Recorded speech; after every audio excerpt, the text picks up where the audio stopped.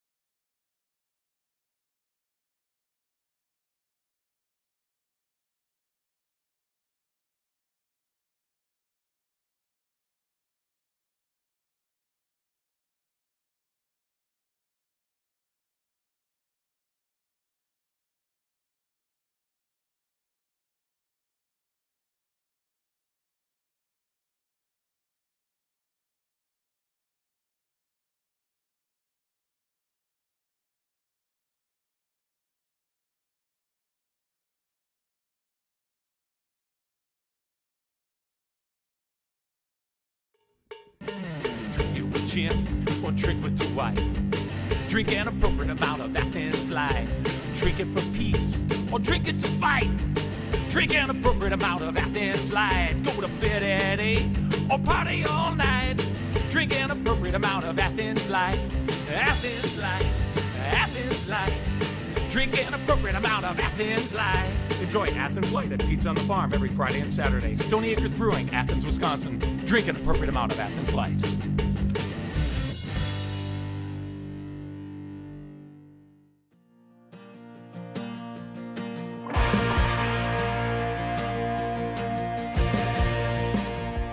Almost 10 years ago, we met as counselors at a Bible camp in northern Wisconsin. With a banjo, guitar, and mandolin, we started them Coolie Boys. Over the years, the family's grown, be it in fans or in members, but it all started with three guys and their version of the truth. Over the years, we've gone from playing at coffee shops and city parks to festivals and some of the country's most historic stages. We've toured with Trampled by Turtles, shared stages with John Fogerty and Sam Bush, and played hundreds of shows a year. In 2020 alone, we played on a cruise ship, were named Milwaukee Journal Sentinel's Band to Watch, and nominated as a Wisconsin Area Music Industry's Band of the Year. When the music stopped along with everything else, we had energy with no place to put it. With close to 100 shows canceled, we also had time. We took those two things and put them towards creating a record. It's art that speaks about what's mattered the most to us through it all. Family, both chosen and by blood. There's an energy to it, a pulse we felt when we couldn't go play shows this last year. Created here in Eau Claire, Wisconsin, it's produced and engineered by Eau Claire native Brian Joseph, who produced Bon Iver's Grammy-winning self-titled record, and also worked with Paul Simon and Sufjan Stevens. Inspiration was everywhere on this record, from the equipment that we used to the environment that we recorded it in, and we took full advantage of all of that. We didn't have anything to prove going into this record, and you can definitely hear that when you listen to it. These songs feel so much more special to us because they're about the things that we love most. We know that we need a great record to send out to venues and festivals so we can get back out on the road this year. But making a great album is expensive. There's the recording cost, the mixing cost, the mastering, the physical production of the CDs and the vinyls, and also we're hiring a national promoter so we can get these songs out to as many people as possible. That's why we're asking you, our fans, to help turn this dream into a reality. We have so many ways to support us on this Kickstarter and get closer to the band, so check out the reward levels featuring music, merch, and handmade items from all of us.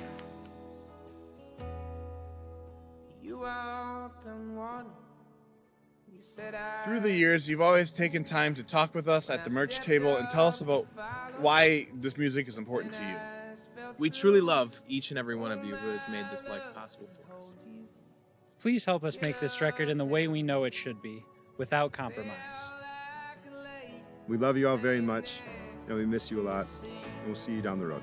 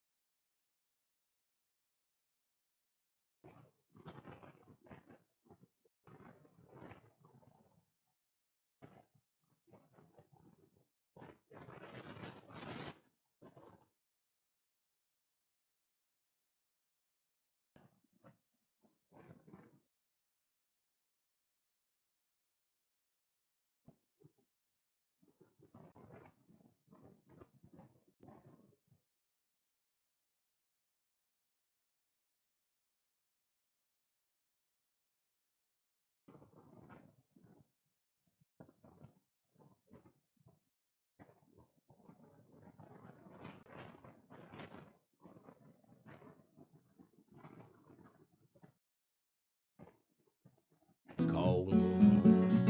Got bad days and blues hanging on my mind. Bad days and blues hanging on my mind. I got bad days and blues hanging on my mind.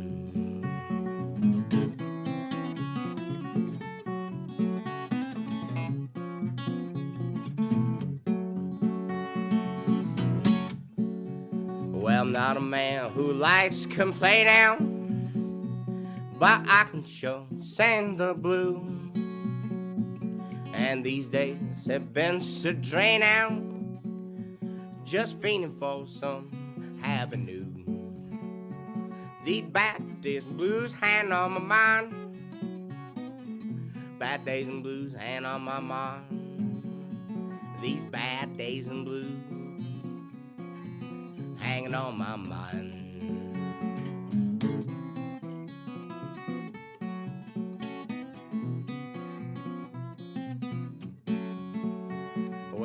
another sleepless night, and I'm tired. How I wish I could lay me down to rest. And Lord knows that I'm sure trying, but sometimes you need better than your best. For these bad days and blues hang on my mind. Bad days and blues hang on my mind. These bad days and blues hang on my mind.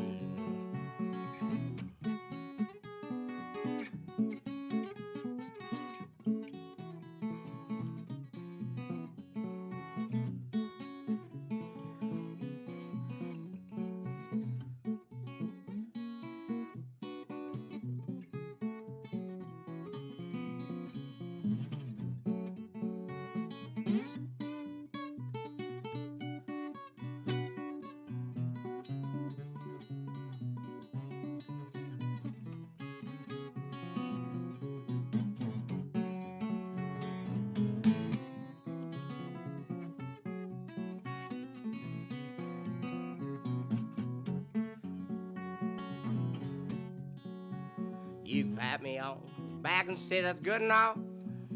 You could slap me on the ass and say good game.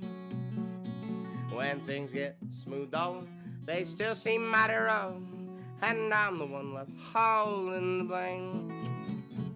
For these bad days and blues hang on my mind. Bad days and blues hang on my mind. These bad days and blues hanging on my mind.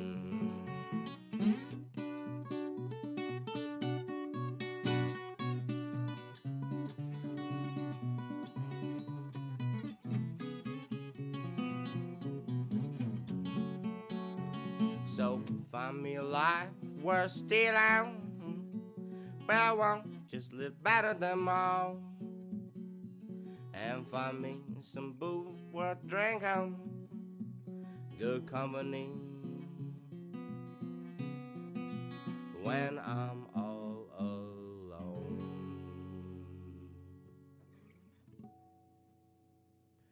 There you go. Fantastic. Well, you know, we were on this Zoom call just moments ago, and so I think there was a little delay. I guess, you know, it's nobody else's fault but mine, right? You know, just making sure that the audio device was re-engaged with all our streams. So when we first got out there, Joshy, my intro was probably not coming through, and your first part of that song probably did not get in the can. But we fixed it. We're up and running. They're hearing it now. So I think when we go to air broadcast, it'll be like a fade in of that song, right? Partway. And then they'll be none the wiser, except for I just told them. Stovepipe Stephens, live from the living room here, special session of the Midwest Music Hour. How have you been, sir? Good, How have you Scott. been? Staying healthy? Yeah, Staying good? yeah. Staying out of the limelights. Just staying home. Staying quarantined for the most part. Just holed up. You know, doing my best to practice safe guidelines. So that's been fun, or not. Yeah. I missed the bar. I missed the bar, right? Open mics at the Little Brown Yeah. Jug and jamming with other musicians in those circles and having a stiff cocktail and Absolutely. Commiserating that goes with that, yeah. Well, you've been through a kind of an ordeal here. You are, you know, even though playing hasn't been a huge thing, if people didn't know, you had a pretty massive surgery, carpal tunnel. Yeah, they did both of my hands carpal tunnel surgery, and it was better than I thought it would be, but it was still pretty brutal. Shout out to Carly for volunteering to help with the worst tasks in the world, but I said no, we got to preserve the romance, and I bought a bidet. So. Well, that's nice. Yeah. It becomes a laissez-faire approach, right? That's it. No, but your recovery from that is obviously going pretty okay. It's been going your really motion, well. your pain, everything that was happening earlier. You had successful surgery. Yeah, I had numb hands forever, and I probably should have gotten it fixed earlier. That's a shout out to everybody. Go to the doctor, get it fixed if you can afford it, But oh yeah, that's another issue entirely. yeah, exactly. Thanks, government. Oh man. So you've been on the program a couple of times before, maybe once before. It was awesome to have you over at the studio. Today we're doing this little live from the living room session, and I'm just as excited to have you here tonight. And I'm trying to think of what we were talking about the last time that you were maybe on the program was about like a song like that, like your EP and your forthcoming EP. I'm so bad. I'm so bad about releasing stuff. You're such an artist. Well, just give us your art already. We want to consume it. I almost feel like I'm like a wildlife sighting when it comes to my music. If you throw the elusive stovepipe. Yeah, if you throw birdseed out in your yard enough, my birdseed just happens to be whiskey. If you throw that out in your yard enough times, maybe one day you'll look out in the morning. Oh, honey, look. It's a stovepipe, and I'll just be out there by the little whiskey bird feeder and playing music. Yeah, they need for stovepipe what they have for hummingbirds. Yeah, so it's a wildlife sighting type situation, and really it boils down to my laziness about recording and producing music. But so. That's why I cherish these opportunities that I get, through XPR and Midwest Music Hour and Nicolay. We had all that Project North and all that stuff too, which they allowed me to play, which was super fun. Which it's great to be included with all the awesome local musicians that are up here. It's great to be in the posse, even though most of you guys play a lot out more than I do. But well. We are very happy that you are among that circle of Northwoods musicians, man. You are just a wonderful wealth of talent, and you unabashedly write from your heart and from your soul, man. You're not afraid to put stuff in a song that that other people may choose to censor their absolutely, their selves or whatever. It's nice and refreshing, at least for a guy like me. And I'm not that I do that, but it's sometimes I find my sense or myself thinking man, Josh put that in a song. I wish I would have done that, or I'll relate to your prowess of the finger picking style that you use in your approach there. And I mentioned it before too, but there's something about being able to do that with your own two hands, right? Even post carpal tunnel syndrome, and there's a difference between needing or utilizing electronic little pedals and effects and whatever to achieve a similar wall of sound, if you will. Well, and it's good that I figured out how to fingerpick, because I have still not figured out technology.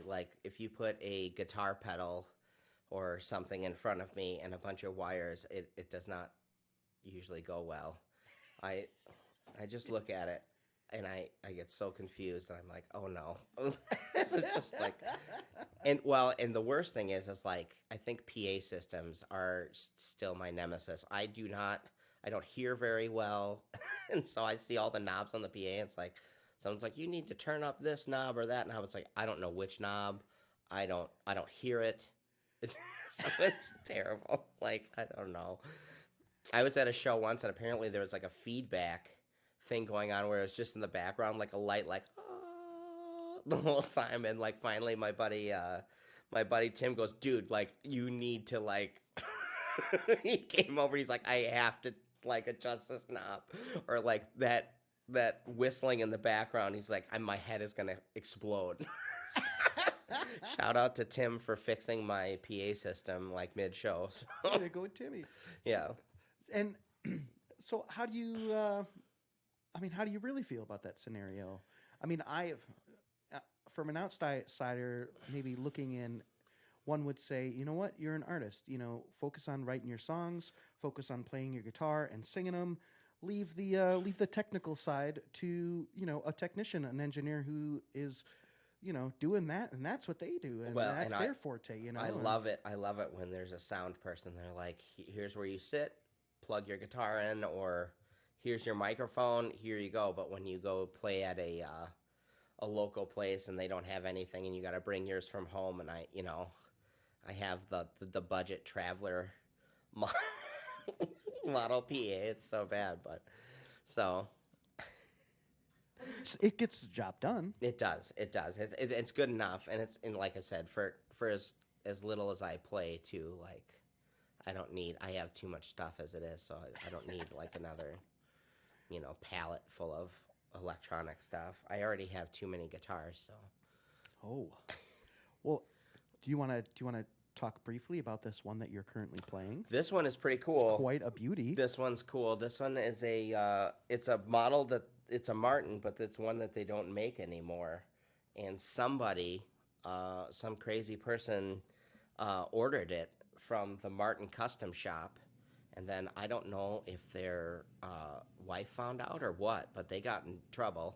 And so then they were selling it. And so but since it was such a weird old model that like they haven't made in forever, the guy put it up for sale on eBay, and nobody bid on it. Nobody even looked at it. There was like no views or whatever. And I don't know if it just got buried in some sort of search algorithm. And so I was like, yeah, I'm gonna get it. So, but it's a custom shop Martin. It's a 021, and it's pretty sweet. And I'm pretty excited about it. The what do you call that? Is that like a bumper or something on the the armrest here? The armrest. Yeah. So is that custom that you did? So I put that on there. So on small body guitars especially, because there's just the top is just smaller. So when you're playing guitar, the top is what vibrates and resonates, and so the top on this guitar is so small in general. It's already you're working with smaller surface area to vibrate, whereas like a Dreadnought or a Jumbo has like a huge top. But like when you put your arm, and I've got big beefy arms, like if you put your arm on the guitar, it'll really I'll give you an example here. If you do it, strum a chord, and it's like, okay, that's nice and open, but and even with like my two fingers, you can hear it, the volume like decrease immensely. So I put this on here to keep my big beefy arm off the top, so the top can freely vibrate without that, and it keeps bug spray and sweat and awful stuff off of there. Not that keep it off the finish. There's like a puddle right here of like spit and drool like on the top here, so I don't know if that whatever. What are you gonna do? It's like, oh, I need this armrest because I need it to protect it, and then I'm like spitting and snotting and like dripping snot on it. So that's not COVID. That's not COVID. No. I was at a guitar shop recently. It was really funny. I walked in there to get some strings, and it's like, you always, if you walk in a guitar shop, you're like, oh, I got to strum a few chords on a guitar that I don't have. Like, ooh, that'd be fun to look at. And they're like, don't touch anything unless you're going to buy it. Because then they have to quarantine the instrument or whatever until they can, because you can't, it's not like you can like spray sanitizer on a guitar because it'll like eat the finish out. So it's like, oh, okay. So it was a very depressing visit to a guitar store, which I love going to guitar stores, but it was really funny. Like, don't touch it. That definitely sounds like a major bummer. Oh, speaking of music and pandemics and all that sort of stuff, have you found any new music from other artists that has come out in the last year or so that you've discovered or taken a liking to, or some of the artists that you follow and really appreciate?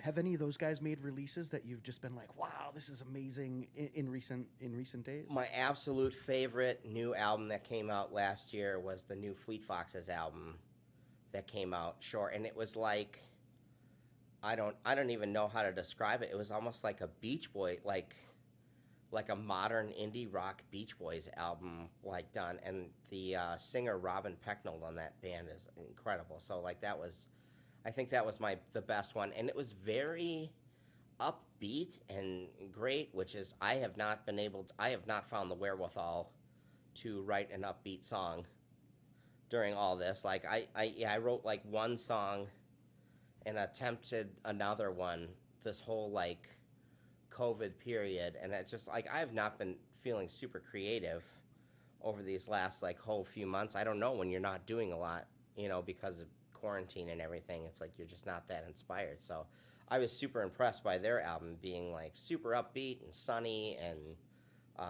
just shimmering. Like I said, it's one of those like super produced albums, like almost like a Beach Boys vibe to it, with like the really really amazing production on it, which is I thought was really cool. But so that was probably my number one. But Fleet Foxes. Yeah. Heck yeah. Yeah, you know, and maybe I don't. Geez, do you know if they recorded that during this last time, or had it been pre-recorded and then just released? I have no Because idea. I wonder, you know, maybe they were thinking like, oh gosh, we should put out some really happy music since everybody is. I didn't even know it was coming out, and then like randomly I was working, I was on the boat, so I'm always like down a YouTube rabbit hole, and so it popped up. It was like new Fleet Foxes album, and hear it, and so I went bananas. So I was pretty excited about that. But well, here Scott, I'll it's not sunny like the Fleet Foxes, but I can give you my one attempt at a COVID song. You got a happy tune there? Well, it's not happy, but no, it's my I'll give you my my one new song of last year. Is the one new song that I wrote, and it's the one like pandemic song that I wrote that I was somewhat happy with. But what's the title of it? It is called "Trying to Breathe." So again, like not super sunny. It wasn't gonna happen for us this year. So. All right. But all right, we'll give it a whirl.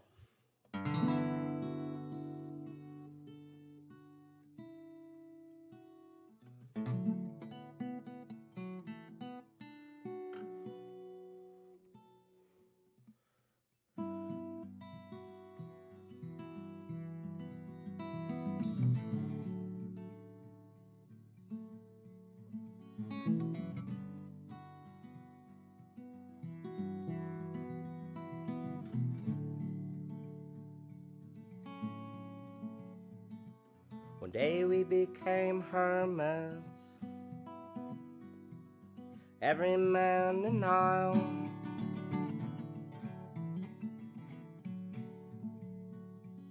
Mass they made us bandits that only stole smiles.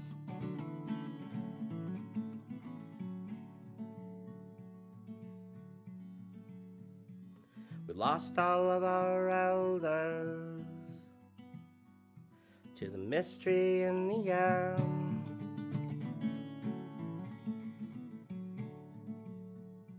And the sadness spread like pollen.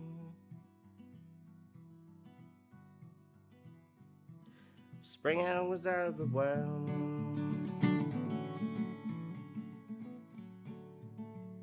There's just hard times coming.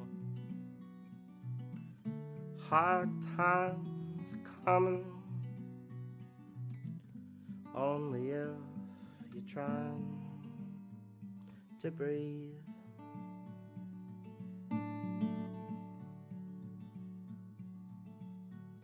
There's hard times coming. Hard times coming. Only if you're trying to breathe. Fog and rainy weather, pestilence and disease.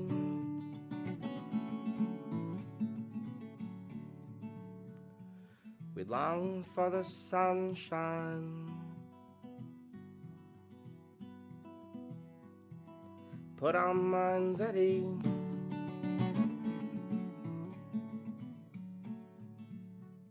Weathermen show bright predictions, but no one believes.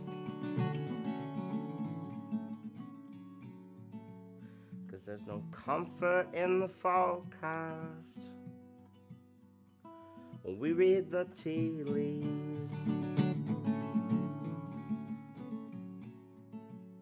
there's just hard times coming.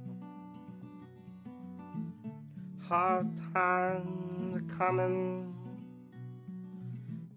but only if you're trying to breathe.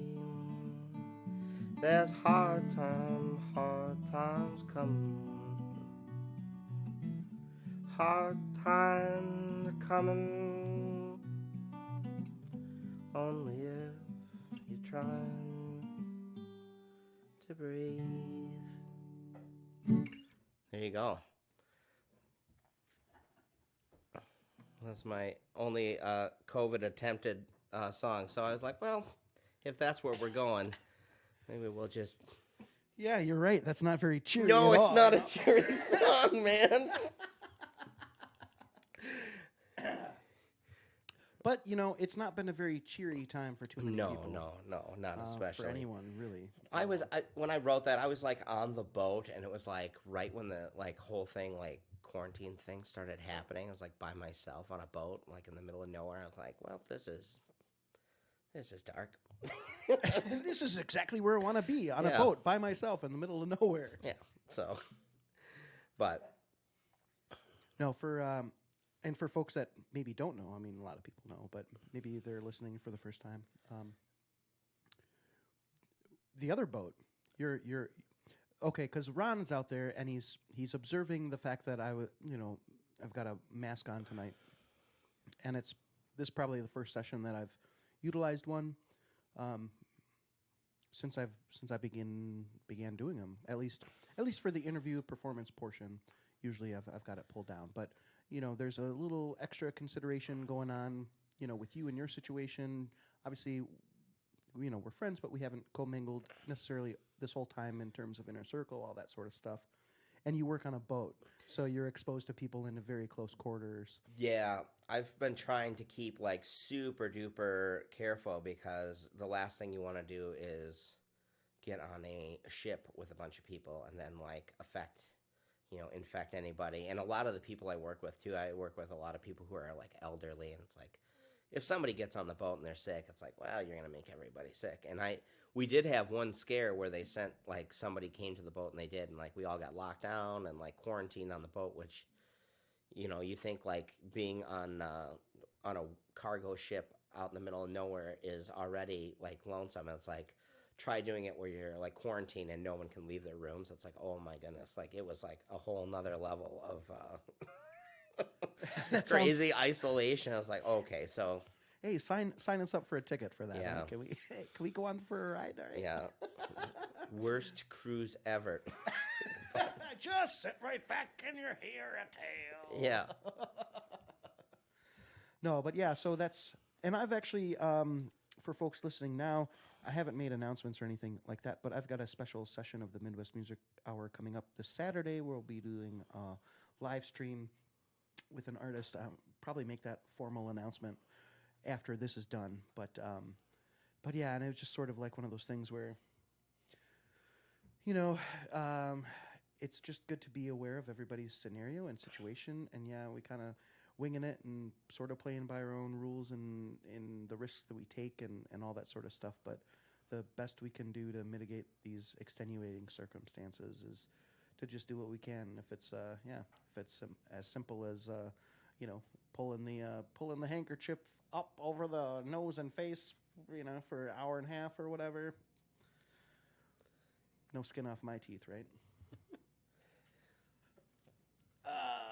well, Anyway, I mean, yeah, and I don't know. I mean, Tuck Pence has been in here, and obviously he's in one of those high risk categories. But it's I don't know. I guess it's a little bit different. I guess, you know, he's fairly, you know, confined to his house and the bait shop and the meat market, and like you said, you know, you're going out there and interacting with all sorts of people at your job and on the boat and all that sort of stuff. So it's just good to, you know, put a proper gauge on the situation. oh, absolutely. Like everybody just be as safe as you can. So Speaking of boat stuff, you want to hear a river-related song there, Scott? Oh, I'd love it. I'd love Okay. it. What are you thinking? We'll do one that's called. Let's see what do we settle on a name? I don't really have that many names for a song. Like how about Many Bends? We'll go with that. Oh, that's a good title.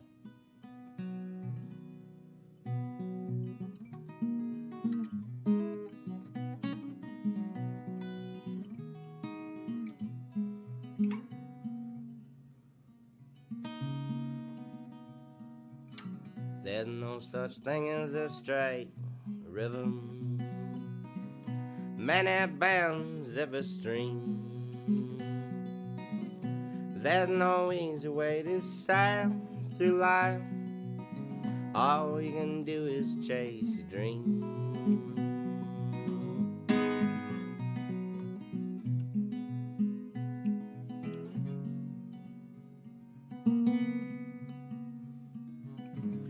I was born sickly and skinny, well, a silly child from a dirt poor town. I was raised with Jesus, but never believed, and well straightened up by a belt, but still stayed the class clown.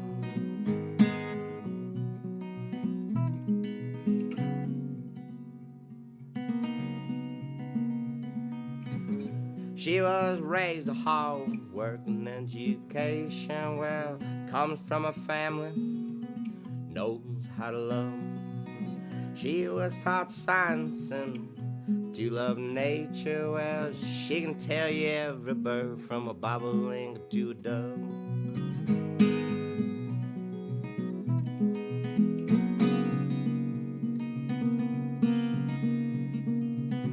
There's no such thing as a straight river. Many bends every stream. There's no easy way to sail through life.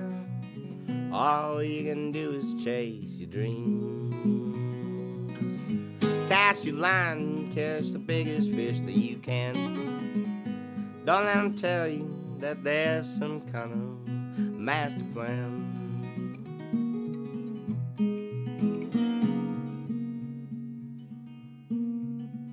I worked drugged out nights in a bloody cold slaughterhouse, well, sharpening knives, but dulling my mind. I'd steal the old meat to feed my starving neighbors. Well, I don't mind breaking the law if it's doing something kind.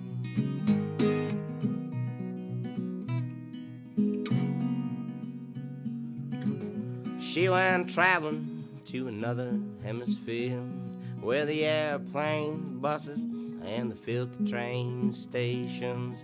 She learned the language, did cocaine and too much drinking, but she learned the culture of them South American nations.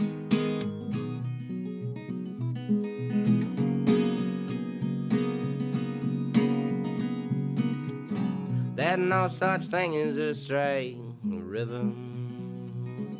Many bends every stream. There's no easy way to sail through life. All we can do is chase your dream. Cast your line, catch the biggest fish that you can. Don't tell you that there's some kind of master plan.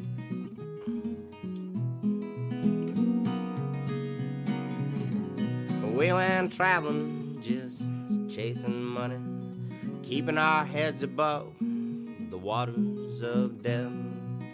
I got a job pushing barges down a river, well, pay's not bad, and I haven't sunk yet.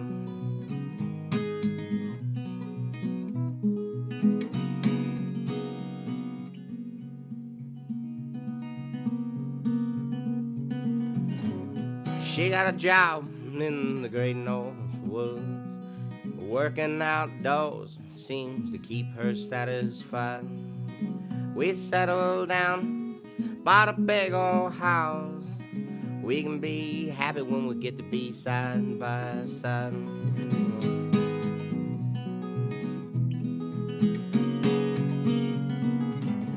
There's no such thing as a straight river.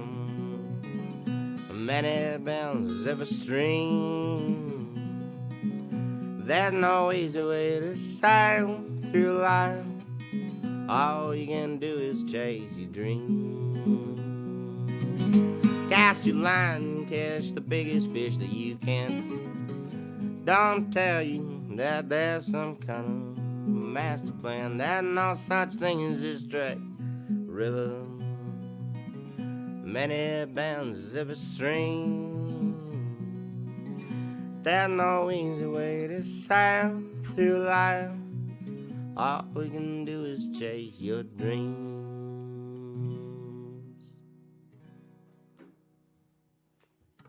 And that's one of the songs that I really like that you have written.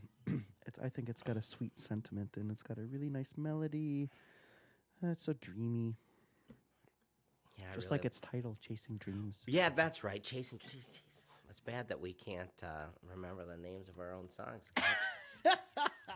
Well, you know, a guy like you probably spends more time working on the content of a song than he does on the title. Yeah, I work on them, and like I don't know, the titling songs is always so hard. You're like, what are you gonna do? Like, you either just say it's the name of the song or the name of the big line in the chorus, or like, I don't know. I've never been able to be one of those people who's like, this song is called Ham Sandwich, and you're like, what? Well, I mean, even like Zeppelin had like the Rain song and Right. stuff like that. You know, My favorite song naming bit ever like that is off of Spinal Tap when he's playing this like beautiful song in D minor on the piano. And it's a comedy where he's like, what song is this song? And he's like, this one's called Lick My Love Bomb. It's such a funny bit. what's in a name? What's in a That's- name? A nose by any other name would still smell. But well, Scott, should we keep the music? More music, or Yeah, What's- I like it. what I are your like it. thoughts? I mean, we could. Do you? I mean, I could press you real hard and say, you know, do you have any plans for a release anytime in the future? no. No. Probably not. I mean, I'm terrible about it. Like, I'm just terrible about it. I know WXPR and Nicolay College recorded a thing, and I don't know if they're going to make a CD or that. I might be on that because I did go play at Nicolay College last week, which was awesome. Oh yeah, let's talk about that because Yeah. it's a pretty amazing thing that Nicolay College, WXPR, and Art Start have joined together with Nate Shepard Media, and he's been facilitating the videography, and it's for this series that they're doing together at Nicolay College. Artists like yourself going in, doing like an hour session, music. And now this Sunday will be the first installment of those sessions live on radio Sunday night at 6 p.m. It's going to feature Brett Winters, to my knowledge. He'll be the first session. And he's a big deal. He's amazing. Yeah, and he's really good. Brett so. is super cool. Yeah. And it's sad to hear that. I don't even know. I haven't even talked to him about it personally, but I've heard through the grapevine that maybe he's looking to travel west towards maybe Colorado and spend some time out there, and I'm all for that. I'm just saddened also because Gone too soon. Gone too soon. Lost I mean, another one. you know, well, I mean, hopefully he'll come back. You know, Maybe he'll come back on his like world tour He'll after he's like super famous and stuff. yeah. I mean, that would be wonderful if he did that. Come back, Brett. Yeah, but so your session, and it's funny because I just had a little like scheduling conversation about things or whatever. But your session, you went in when recently, back in this Not few this, weeks ago? Not this Tuesday, like last week Tuesday, I went in, and it was super. Yeah, it was super duper fun. Nate and Mike do such a good job, but it was a little surreal because you're in that big theater in Nicolay College, and you're just all by yourself on the stage. It felt very. I don't even know what it felt like, but Lonely? it was pretty. Yeah, well, I don't know, like talk about feeding your inner narcissist. Like I'll just be up here by myself. But, no, it was super cool. Did you have a pretty screen to look at yourself? No. So No. you're just looking at empty chairs. But I thought, I don't know. It was nice. Like, they did a great job. I don't know. Nate and Mike are super professional. So, like, that's probably like the most, professional recording, like, situation I've ever been in. Maybe until today, because I gotta say, Scott, you've got a pretty nice studio here yourself now. Oh, thanks. You know, it's just a space, and if it can provide us the purpose and get it done, then it's doing its job, I guess. You know. Well, I've been impressed. I've been watching all your Midwest Music Hour stuff, so I've been like every week. It seems like it gets a little better, so it's pretty nice. Oh, thanks very much. I'd hate to be going backwards. You know, after obviously after spending the last year trying to learn about all this and then put it together, and I mean, it would just be really defeating to insert all that energy to it and then be taking steps backwards. But like even like tonight opened up, and the audio, we just come off a Zoom meeting, and maybe things need to be reset or whatever it was. But even tonight with that, right on the front end of things. So it can't ever be easy. It can't ever be easy. Right. I mean, I just want one. I want one night of perfection where nothing goofy happens with stuff, and it's inevitable that life just doesn't work out that way, I guess, It's got a good local news vibe or whatever. Maybe we can provide it. I love news bloopers. Maybe we can go viral with a blooper or something, maybe. I love it. But that was a really cool experience out there. And yeah, it was awesome. And to your knowledge, you're going to get, like I said, for instance, the first radio broadcast of those sessions this Sunday at 6 p.m. on WXPR. But they're also doing the videography with that. So to your knowledge and understanding, how is that going out? When will that be released? This I do not know. They asked if I was interested in doing it, and I said, yeah, absolutely. That sounds super fun. So, and I'm not going to lie, I'll do almost anything for WXPR, like dirty stuff. It's a wonderful organization. Yeah. I really like XPR, so we're going to throw a party. Yeah, if they ask, I'll do it. I don't care. So. Nice. Yeah, I just wonder, if the video is going to be broadcast or released on Sunday as well, kind of like coinciding with that program or shortly thereafter, or so a person could see it and listen to it at the same time. I don't know. Maybe I'll message. I don't know how that's going to go. Maybe I'll message Jared. He might know. Jared would know. Cool. Yeah, no, it's just such a cool thing that they're doing it, and great to have you on board for that. Looking forward to your performance when it comes up. It's probably. Yeah, I was super excited about it. I don't know when it'll come out, but I know they said too that they were gonna do the full editing, and they were mixing the sound, and they were very serious. They had lots of equipment. It was intimidating a little bit. It's really kind of cool because they're turning that stage into basically like a studio. Yeah. It's odd because I say that was intimidating, but they tried to be I don't know, they were kind of they were filming wildlife. They had it kind of tucked away so you couldn't see it. No, just perform. It's no big deal. And I can see all of your stuff, but I think I'm just comfortable because this is I've hung out in this house before with you, so I'm super comfortable here. So I don't feel nervous about that. But that's awesome. The point is it's got a homey vibe, right? Oh, absolutely. We're just chilling in the living room. That's it. Well, as we discussed, less discussion. What might be next in your list of songs to play for us? Because it was one of those things where I thought, cripes, we're here, we're talking, we're doing all this stuff, but when it comes to the radio broadcast, obviously the story and the conversation, hopefully people enjoy that. And, obviously, I don't know, maybe we say some things sometimes that don't make sense or don't resonate with other people or whatever. But I kind of thought to myself, gosh, if I did we got a whole hour, if we did, less talking and more music? Do people like that more, or do they really like sort of the talking back and forth dialogue as well as the music? I'll pound it out music wise. So 50-50. if you want me to pound out songs, I'll pound out songs. So that's what I give the people what they want. So Right how on. about we do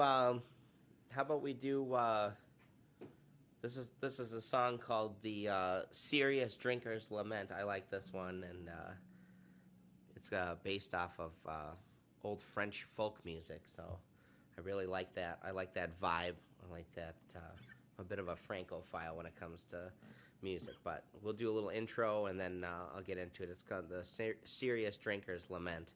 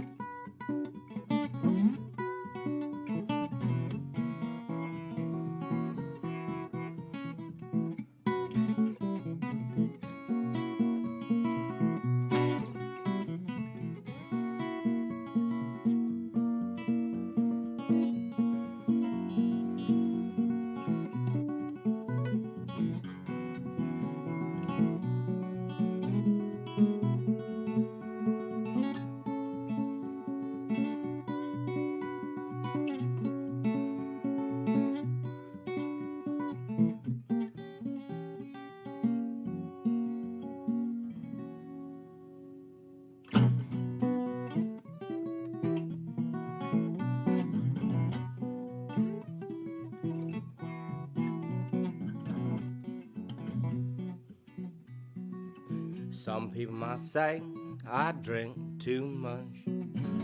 I tell myself that I drink just enough. Drink to keep my bad memory from bubbling up. Well, drink to keep my view of the world looking like a half full cup. So you got a dog, then I got two, and we can buy a bottle of gin, and I will spread it with you, and we can go out, get drunk, we can run them out, we have a good time. Now tell me, is that such a crime? This is a tale of torment. This is a serious drinker's lament. drink so I can forget childhood, my father. Drink so I can't forget the Bible with which I was smothered. I drink so I can't forget all the guilt they within still in me. Well, I drink so I can live life just happy and free. So you got a dog, then I got two, and we can buy a bottle of gin, and I will play it with you, and we can go out, we can get drunk, we can run amok, we have a good time. Now tell me, is that such a crime? This is a tale of torment. This is a serious drinker's lament.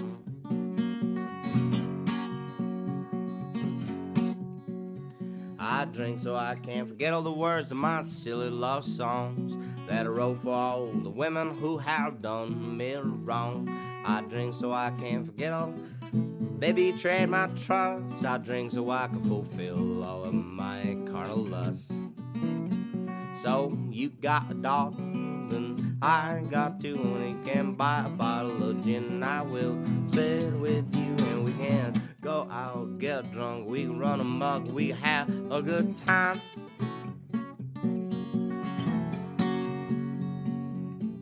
Now tell me, is that such a crime?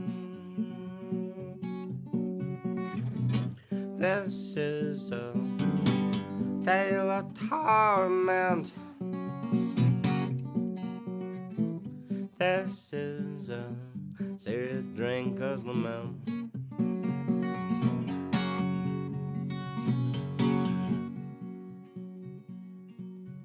So I'll live the rest of my days on a lock and key, in a cell of glass, bottle filled with gin and whiskey. In the intoxicant sea is where I will drown, with an anchor load of bad memories just dragging me down. So you got a dog, and I got two, and we can buy a bottle of gin, and I will split it with you, and we can go out, we can get drunk, we can run amok, we can have a good time. Now tell me, is that such a crime? This is a tale of torment. This is a serious drinker's lament.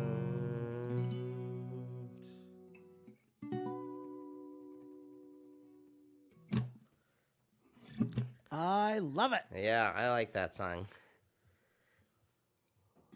Speaking of serious drinkers lament. Yeah, hitting it. Derek's out there saying, "Oh, Curbs, you got the brown water again tonight. What's going on there? I thought you were running your faucet so your stuff doesn't freeze." Well, of course. Absolutely. Alcohol doesn't freeze either. It doesn't freeze. It doesn't freeze. Little antifreeze in the blood never hurt anybody. Well, what do you think, Scott? Should we stick to music here? I'm okay with a double hitter there. Double hitter? Let's Yeah. see. Let's find a good one then. Like I said, I love the, sometimes, because we could just jabber all the time. Oh no, nobody wants that. Who wants jibber jabber? I don't have that much interesting stuff to talk about. Oh, I mean, there's always interesting stuff to talk about, I'll You've tell got a song about a blues song about black dogs, don't you? I've got that. Yeah, I've got a little medley that we could do of that. Yeah, why don't we do that here? This is a. And yeah, you were saying what? You'd be remiss to. There are so many blues songs about dogs, and it's like, well, and I mean, I am a dog lover. I used to have an old black dog. She unfortunately retired. R.I.P. Gertie. We love you always, but now we have a new black dog, Mabel. But so we're still. But yeah, here's a. There's a black dog reference. There's a salty dog reference. But we'll just do an amalgamation of multiple blues songs that contain dog references. So.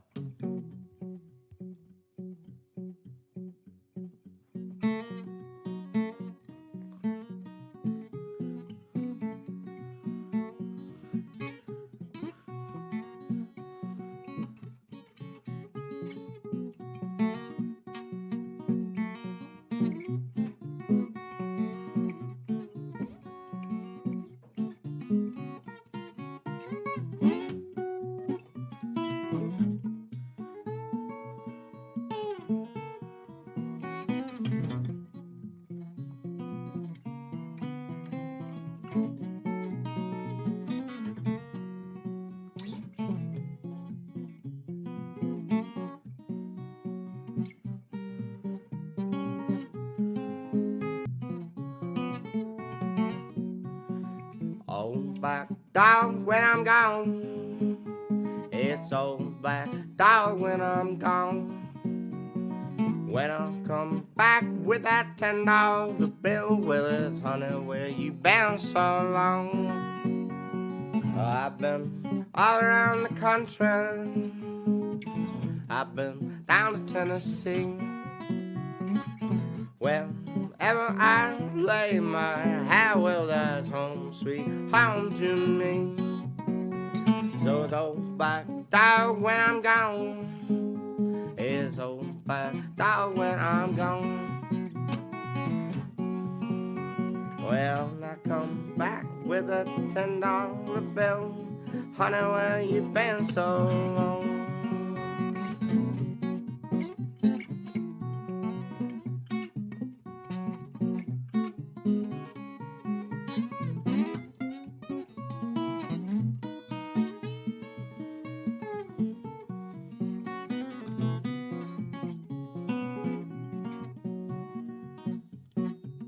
Ain't nothing but hound dog, crying all time. Ain't nothing but hound dog, crying all time. You ain't that correct, you ain't no friend of mine. Said you was high class, that was just a lie. Said was high class, that was just a lie. You ain't that correct, you ain't no friend of mine.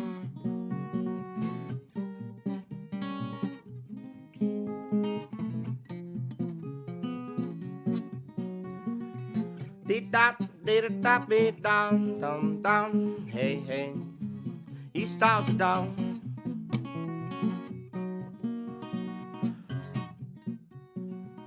Dee-dop, dee-da-dop, dee-dum, dum, dum, hey, hey, you start the dog.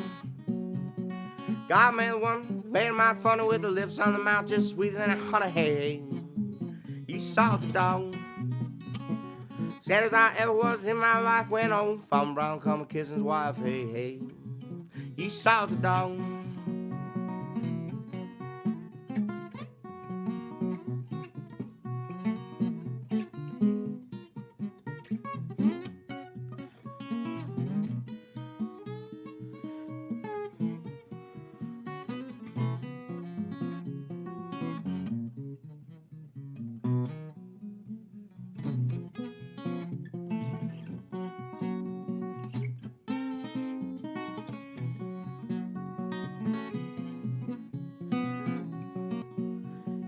Dog, yeah, dog, yeah, honey, that's how I feel and I'm away from you.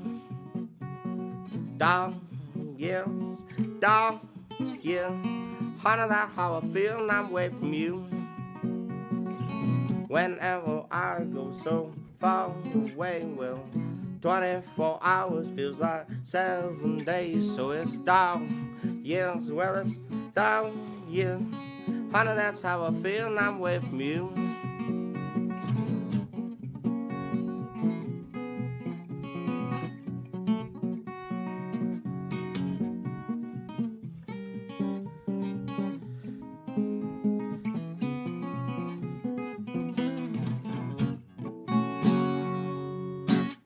There you go. There's some Mississippi John Hurt in there. There's some who knows what. There's and then the last little rephrase was something that I wrote, but but yeah, just general blues music, I guess. I love it. I love it.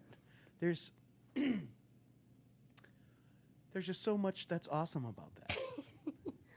I just love dogs. Boy, if I got a piece of ceramics for you. Yeah. Well, you've got quite the dog yourself. That's a lot of energy. Oh man, she is. She's a ton of energy. And yeah, Ron, absolutely, man. Are you familiar with Leon Redbone? Yeah. Oh, absolutely. Yeah. Have you ever done any of his tunes? No, I have not, but I love his music. I don't cover a ton of music. I have a few Bob Dylan covers that I play. Throwback to my stoner days. I can play Puff the Magic Dragon. Some Peter, Paul, and Mary from my youth. I'm trying to think of any other, like, I don't know. Yeah, I don't play a ton of cover songs. I never got into that. It's partially because I self-taught on the guitar, and like, so I just kind of like dinked around and did my own like kind of thing, so now when I try to play other people's songs, I'm like locked into my weird guitar playing, and so then I end up like kind of either mangling other people's songs or like turning it into my own rendition of the song. So I don't do like note for note reproductions of a lot of songs, I think a lot of that stems back to my being self-taught on guitar, so I can't like faithfully reproduce a lot of songs, so that I don't usually touch them. I'm like, I better not, like, because I remember one time I was playing 16 tons, and like I had some like guy in the bar be like, that's not how you're supposed to do it. I'm like, that's how I do it. So like, I thought it was fine. Right, yeah. Yeah. I mean, here we are thinking, geez, if you make the song your own and Yeah. do it true to yourself, that's a really cool thing to be able to do. And, of course, major props to anybody who can regurgitate something note for note. If they're in a classic tribute band or whatever, that's one thing in and of itself. But to be able to take it and make your own arrangement, whether it's due to necessity or... Well, and I have tons of respect for those people, because I'm just not that. I don't know. Maybe it was like years of being like having to play like I had piano lessons when I was growing up, and it was just like all hymns, like so like just playing hymns, and I was like, I hate this. Like I just hate it, and like I still don't play the piano anymore. Like I've forgotten everything I ever knew about it. But yeah, I can't just like do a note for note, and I know some people like they get guitar tabs and stuff like that, and they like bang it out, and that's awesome. And I have like tons of respect for that, because I don't know, maybe it's just my laziness about practice, but I don't do it. It's really bad. Yeah, no, and I grew up learning how to read music in choir and band and whatnot through high school and junior high, and then when I came to picking up guitar and writing songs and doing all that sort of stuff, I'd left that whole putting the notes on the page, left it aside, and I was kind of in a new world, really. Not to say that it's a better or worse one, but there was certainly an amount of freedom that came along with not having to follow note for note. Stringed instruments, indoctrination. Stringed instruments like the guitar are so improvisational in general. You can really just go your own way on it, which I've always really liked. But yeah, and that's another thing too. Like someone would be like, "Oh, you can like play the guitar really well." It's like, well, I can play my music on the guitar pretty well, but like if someone was like, "Hey, play this song," it's like, "You can play guitar. Of course, you can play this song. Like I've seen you play like." Stairway to Heaven, baby. Well, they're like, I've seen you play like super complicated stuff on guitar. Like, of course you can play this. It's like, maybe, but like, I don't know. Like, it takes a lot of like practice. It takes a lot of practice for me to like figure out and like actually like play other people's stuff, and I just don't do it. I don't know. I get stuck in like, I get obsessed with like a style of music, and then I like write a song in that style of music, and then I play it, and then like. And then like that goes on to the set list, and then like I move on, but like I don't know. You did the. Did you perform the one that was inspired by the French? That was that was our like Serious Drinkers very Lament one. But Serious like I Drinkers could Lament. play a another one. Let's see. That's inspired by some. Because I find that fascinating as well. And I'll tell a brief story. When I was down in Nashville, 12 years ago or whatever it was, Yeah. I met a French folk singer. Oh, good. And I met him on the street. I was busking on Broadway in an alley, and the night before I had been at a place called the Nashville Palace for an open mic night, songwriter Sure. showcase, and so this guy had been there at the Palace, right at that showcase, and he'd seen me perform there, and then the next day there I was like performing on the street, and he's like, "Oh, I just saw you last night, and now you're here and there Yeah. and all that." And I got a CD, and I think I shared that with you for a while. But that was like my only introduction to, maybe contemporary French folk music. Yeah, I'm way into it. I love French folk music. I like, I don't know, I'm a bit of a Francophile. My favorite thing French music is like sexy lady 60s French pop music, which has nothing to do with any sort of music that I play, but like I don't even know. It's like ladies in go-go boots like singing crazy music, but like I'm into that. I like I like George Brassens, and like I don't know, I don't know, it's something about like, and I like to like, I don't speak French, I don't know anything about French, so it's like it's nice too to like focus on the music and not like I can turn it on in the background and just appreciate the music and not have to worry about like figuring out what the words are. I mean, George Brassens is fun to find translations of because all his music is about like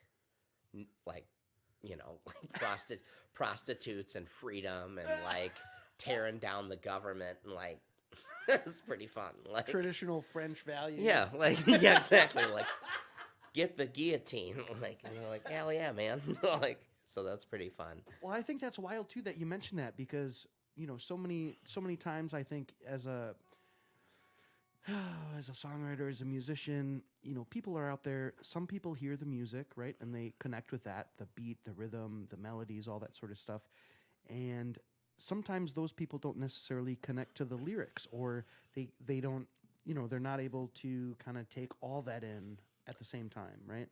And other people are really lyrically driven, Yeah, super in terms focused. of how they listen. And so every word that you say, they'll listen to something and be like, "Man, this content is garbage," but they fail to maybe recognize or whatever, like the beat is really good, you Yeah. know. And so A friend of mine, Eric, sent me a link, and it was super cool. It was like this Italian singer, and he did not speak English, but he like wanted to see if like American music could catch on in Italy, and like I don't know if it's from the 70s or something, but it's all gibberish, but it sounds like I don't know, kind of like a Tom Jonesy rock song in the 70s, and it's all gibberish, but it sounds like English, and you hear it and you're like, wait, what did he say? And it's an incredible video because it's like super like variety show produced, and it's pretty fun. Like it was going around on Reddit and like YouTube for a while, but like yeah, my friend Eric sent me that video and it blew my mind. I was like, what is this? Like, I wish I could remember the name of the guy. I don't know. I can't remember the name of the guy, but if you look up like gibberish Italian American song, it would probably pop up in a search engine, but it's pretty fun. It's pretty fun to listen to and it is like a super good song. It's a banger. Like it's a really good one. right on. Well, and I guess I think back too to sometimes some of those like solo ensemble pieces that you'd sing as a soloist or whatever. It's like an Italian aria or something. Oh, yeah. And you're there, and the translation is right there. Of course, how phrases are made in different languages, or I had a friend who was Not the same. I had a friend who was an opera singer, and he told me that there's some sort of like for opera singers, there's some sort of weird, crazy phonetical alphabet, so you can like sing in any language. You just have to know like this phonetical alphabet, and like this is the R sound, and this is the whatever, and so like by singing this phonetical alphabet, you can sing basically any language. whoa. And it was pretty neat. And I was like, oh, so that's how they like, because obviously like for an opera singer, it's like someone's not going to speak Russian and Italian and German and whatever. So But to be able to sing in those languages. Yes, but there's some way to phonetically do that. I think that's like extreme hooked on phonics. Oh, yeah. Yeah, I think probably now that you remind me of that, yeah, it's definitely probably the first time that I'd be hearing like lyrics and without having that sheet for the translation, you know, it's really just the melody coming through in the voice and how it sits up with the rest of the composition. Yeah, that's usually the voice is like really an instrument, that's also not my forte. Like, like a half sing talker. So, just your own style, man. Yeah. It's just your own style, and it's a really cool style. we'll go with old timey. Oh yeah. We dig that for sure. Yeah. So speaking of old timey, here we'll do one that's a little more ragtimey. How about that? Like that's another style I get obsessed with and like get locked into. So we'll do a little more a ragtimey one, but.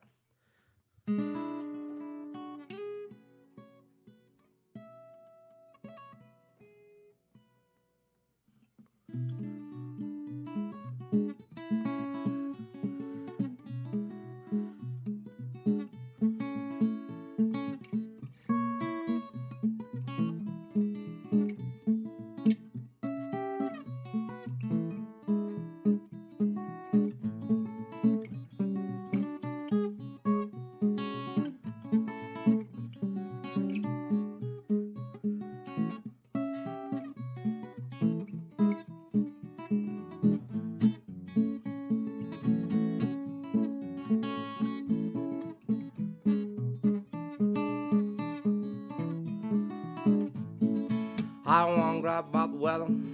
I don't mean to complain. I'm just pretty sick. All this pouring rain. On Monday, it pouring. Shoes got soaking well. They smell like an old dog need put down by the vet. On Tuesday, it misty. Shillings wrecked my bone. I went cold like a bookie, just chasing after his loan. So I don't want to grab about the weather. I don't mean to complain. I'm just pretty sick. All this pouring rain.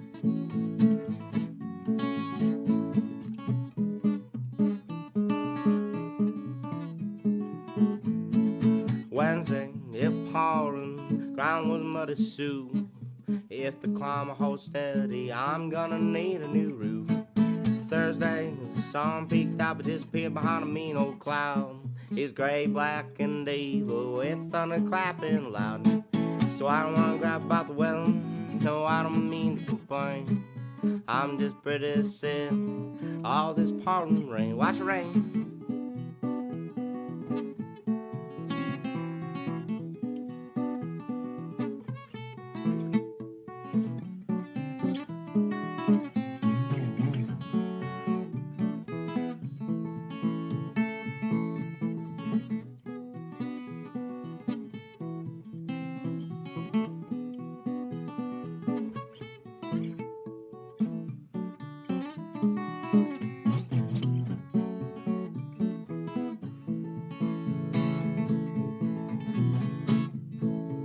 On Friday, we're flooded. Noah come build me an ark.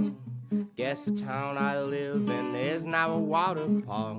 It's Saturday and I'm hopeless, soggy wet and going insane. Gutters are overflowing and it's drowning my poor brain. So I don't wanna grab about the weather, I don't mean to complain. I'm just pretty sick, all this pouring rain. Watch it rain.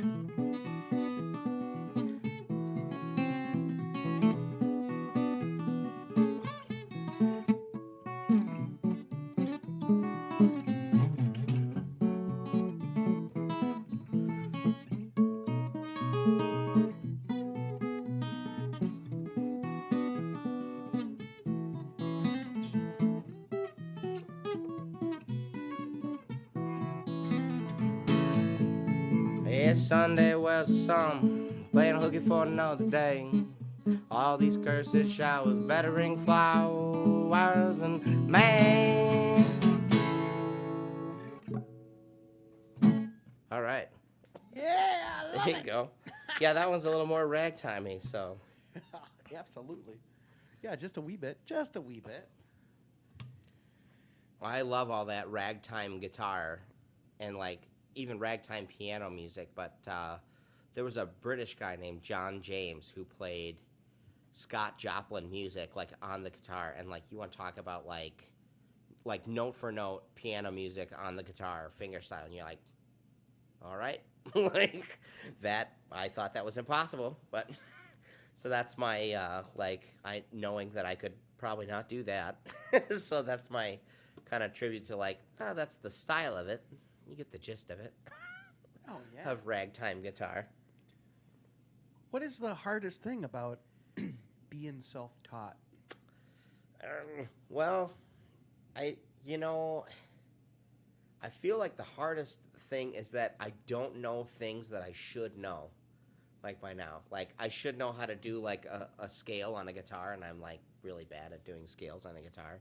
And it's like I have like runs and stuff in songs that sound like scales, but if someone's like, "Hey, play a scale," I'm like, because when you take lessons, that's something that, like a teacher be like, well, for like 3 weeks, like you're gonna do this, like that's all you're gonna do, and like until you get it, we can't move on, and so you actually learn it, and there's a lot of that I just didn't learn.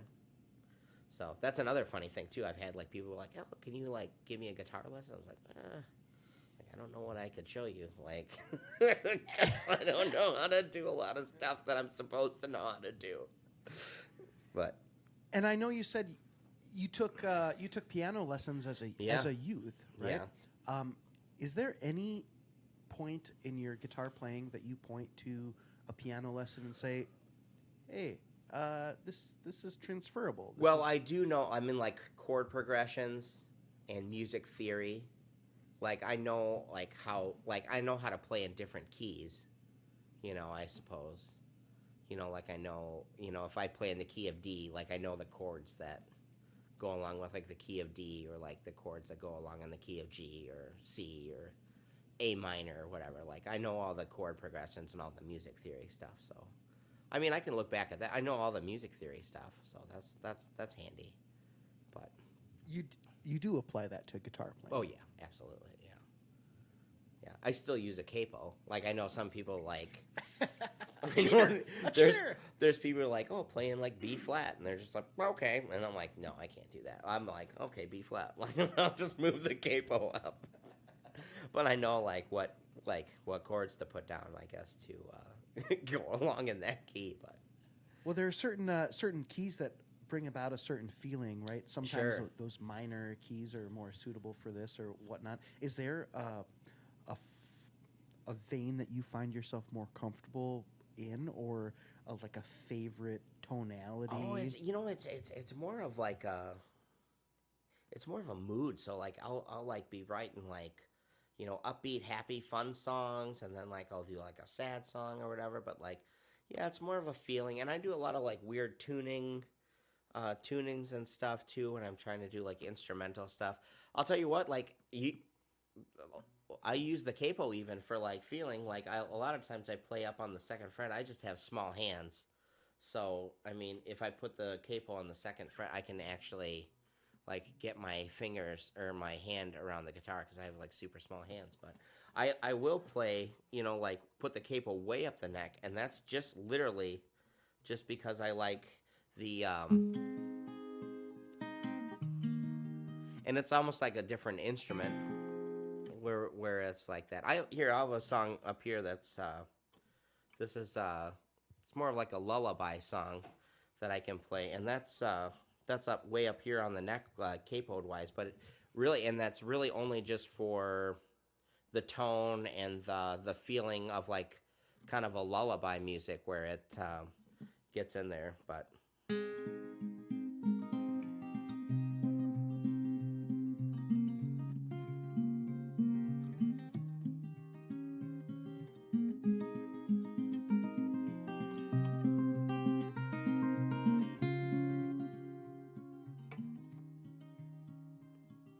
knew that I was a sailor, and you knew I couldn't stay long.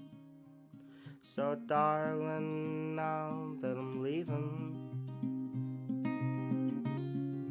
please stay strong. No, my pretty baby, wipe the tears from your eyes. It's time for your sailor to say goodbye, goodbye, oh, goodbye.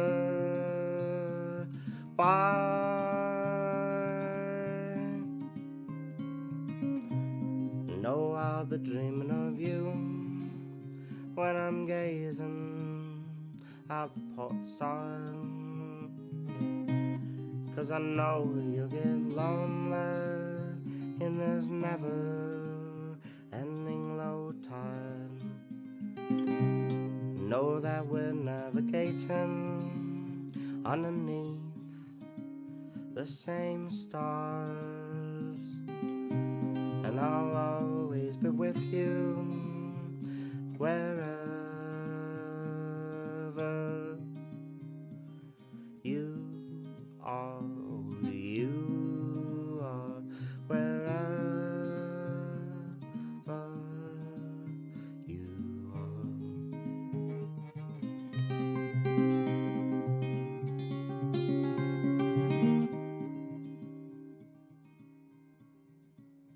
For you knew that I was a sailor, and you knew I'd off be away.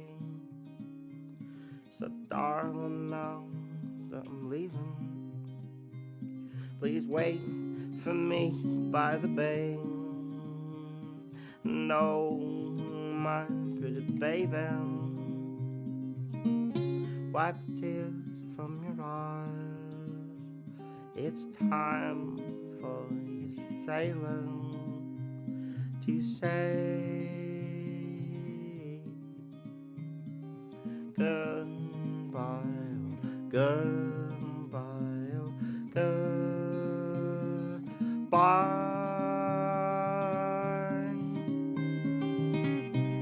No, I'll be dreaming of you when I'm gazing out the port side. 'Cause I know you get lonely in the never-ending low tide. Know that we're navigating underneath the same stars, and I'll always be with you wherever you are, wherever you are.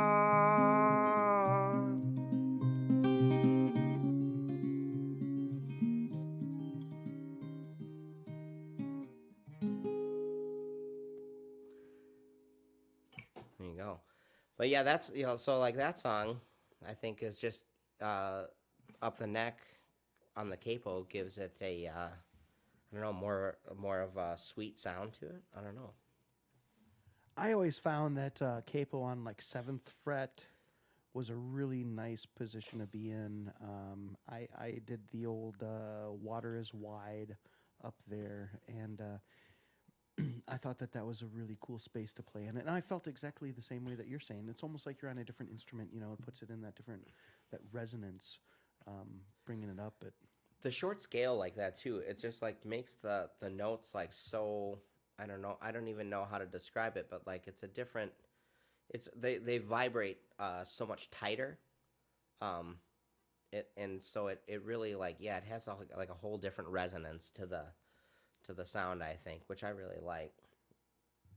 Oh, absolutely. And there was another, it was a Bob Dylan tune, It's All Over Now, Baby Blue. Yeah. I think when I looked up that one, there's a capo on 4th, Mm-hmm. I believe it is, and that kind of, that when I bought that songbook, that was kind of the first inkling of, like, oh man, like you put a capo on more than just this or more than just that, and of course, yeah. Then I discovered people were using like 2 different types of capos. Oh yeah, like the ones with the holy string or strings missing, so it does different notes or whatever. Your A capo, your drop D capo. Yeah. Yeah, that type of stuff. And that just opened up another realm because you talk about ultra tunings, and then you talk about being able to achieve that with just the capos on there, you know, and obviously there's still like some fine tuning to do, but yeah, when you can just put on a couple capos and make sure everything is in tune, that saves your strings and your guitar quite a bit as opposed to you know, changing the entire instrument's tuning.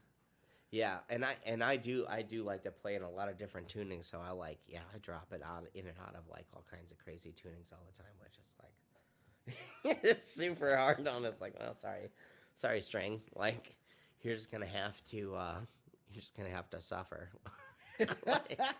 I like more strings that are more dead on this guitar, and like rather than like fresh strings. I actually like hate it. I put new strings on this guitar and I hate it for like about 4 days until I can like get enough like of my dirty hand oil on them until they like darken up a bit. It's too bright. It's too Really bright. And is like that it. because of that the guitar body itself? I don't know. And the bright strings? I don't know. I just like I don't know. And like other guitars, like on like a 12 string, I like super bright strings. But like, yeah, at least on this guitar especially, I like darker strings. And I have nickel strings on this one, and I have phosphor bronze on this other guitar that I have. But like, I don't know. Like, yeah, you wouldn't think that would make such a big difference, but like even the metal. I also like that the nickel strings don't make your fingers black, which is awesome. Like, which is nice. You're like, oh, sweet. Especially like when I'm at work and I'm supposed to be cooking for people. I come out and like, here's my black fingers. Like, you're like, oh, that's not like people don't really want that. Like, he's also the like, chimney sweep. Yeah, he's like. Yeah, absolutely. I've just been like handling charcoal. It's like, no, I swear. But no, that's always been. But yeah, speaking of this other guitar here, I might whip that out, Scott. Let's see if I can do this without getting too tangled. Yeah, absolutely. You've got your second beauty with you. Well, I've got my it's my old guitar, which does not leave my house like almost ever. You know what we can do? We can just take a brief moment and say, wow, look at that guitar. It's old. Yeah. This is my old guitar. Like I've had this since I got it. Like I pretty much bought it as like a graduation present to myself. So it's like about 20 years old. It actually got into a horrific boat accident where like the towboat I was on crashed. And it crashed so hard that it like threw my dresser and like everything in my room like was tipped over, and it like threw my entire room into chaos, and it like threw basically like my entire room was like piled up in one side of the room, and it broke the headstock right at the nut. It broke it off, and then like I was able to get it repaired by I'll shout out to Spruce Tree Music in Madison. There's anywhere else, and I don't know if I would trust anywhere else in Wisconsin with like guitar repair. They do like amazing work, but like this is a neat guitar because it's made out of really weird wood that they like now people pay tons of money for, and like back then it was like, oh, that's the cheaper version, and like now you can't like get it. So this is it's called Bubinga on the back, which is an African rosewood, and then it has an Engelmann spruce top, which is also like a weird tone wood that they usually use for like classical guitars and stuff. So like I don't know, it's kind of a unicorn weird guitar that Gibson made for a few years, and then like they stopped making it. I don't know. I don't think they should have stopped making it. I don't know. I really like it's a small body guitar, but it's still deep, so it's got pretty good bass to it. I don't know, but either way, here we'll this one's already pre-wackily tuned. So I've got double drop D. So the high string, which is normally an E, and the low string that's normally an E, is both of those are dropped down to D. We might have. Is that what they call demodal? I don't know. All right. Well, if you're out there listening in Radio Land or on the live stream, you know what that's called? Resonate with that. Demodal. I believe Neil Young was talking about that once back in the 60s and 70s, you had all these folk singers, and and of course you had the Chet Atkins version of hey man, this isn't altered tuning, this isn't overdubbing, this is just me and my expertise and prowess on the instrument. And of course, the day that people are getting by with all that sort of stuff is just the worst thing in the world. But they were accusing him of that, and he's like, "No, man, I am that good." Yeah, and well, of course he was. Chet Atkins could be like, oh yeah, right. I love that he was like the president of RCA Records, and like on like half the records at that time, like he's just like, "I'll just do it. I'll just be the studio musician. Like you can't do it. I'll just do it." You like, want something done? Like, but you're the president of the company. It's like, "I'll just do it. I'm the right man for the job." You're like, you should probably just do it. But Let's not so mess this with song, perfection. yes, this song is called "Wasted Lives." It's got a pretty, as lots of mine do. It's got a pretty instrumentally thing, and then we'll break into a little verse here, music thing. But yeah, we'll see. We'll switch it up guitar wise. So.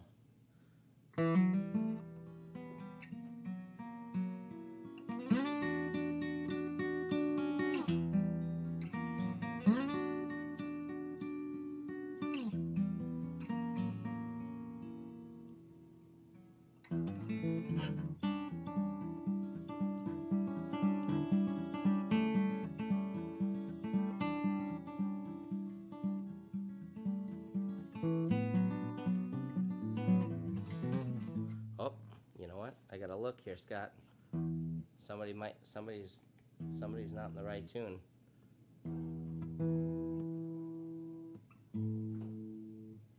That's how we know it's live radio. Well, I could tell right away. I was like, somebody's askew here. Guitars hate winter, by the way. Oh yeah, they despise it, and and even then, when you talk about a capo saving you time for retuning or whatever it may be, obviously on most guitars, there's not one capo that you're going to put on there that does not require a little bit of extra attention in terms of, how does it affect the tuning of those strings more than, just bumping up the key that you're playing in. Usually, I don't know. Usually, I think my things tend to go just on the sharp side whenever I put a capo on. And of course, if I'm using two capos, then you have the first point of contact and then the second point of contact. And if you don't tune at the first capo, your tuning can really suffer. I just feel like I took this from my like ultra cold house into your like toasty, warm, beautiful studio.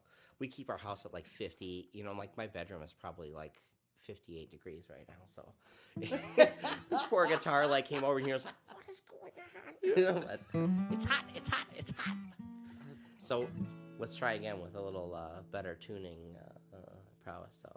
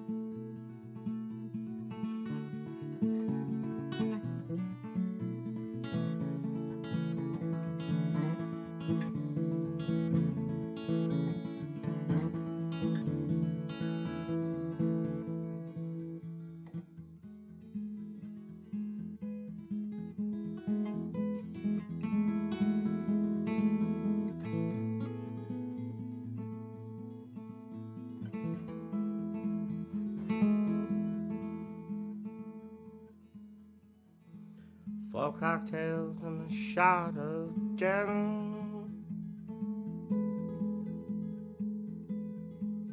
I'm ready for my evening to begin.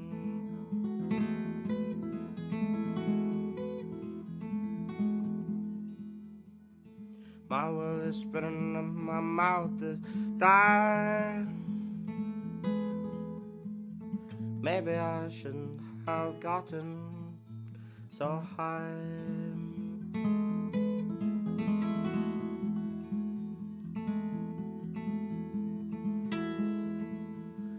Couple beers later, and I'm on my feet, running, laughing, screaming in the street.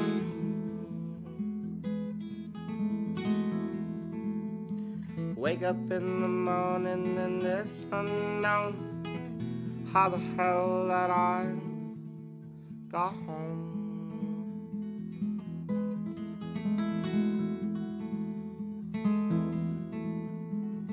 This is the way that we waste our life.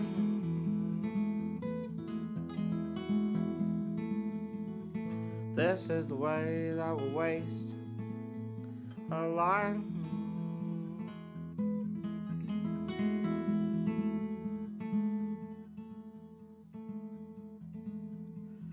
Be trying to help calm and appease us.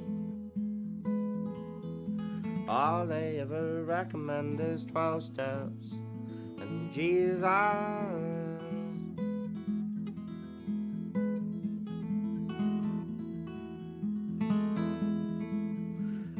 I work hard, I've been in love once too.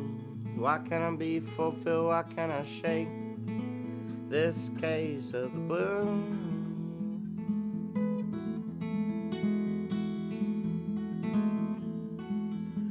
Wake up in the morning and it's unknown. Is there any place on earth I can call my home?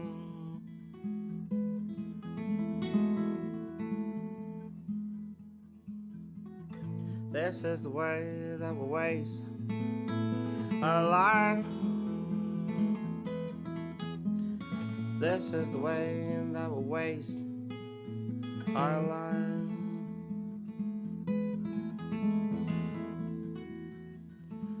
Get a job, get a house, and get married. Get old, get bitter, get cynical, get better.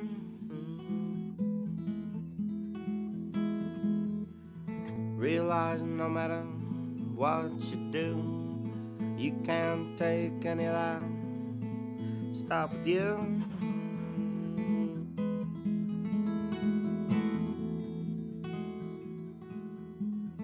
This is the way that we waste our life.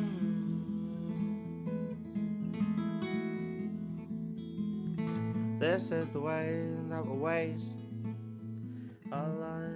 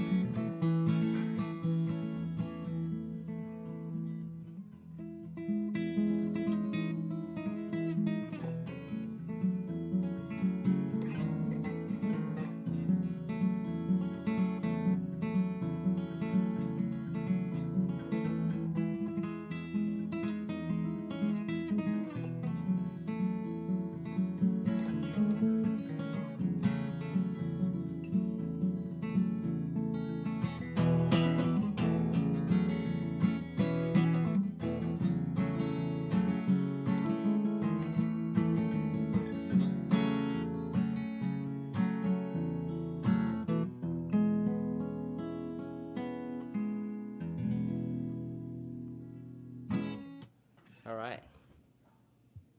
Man, that was absolutely gorgeous. I always like that one.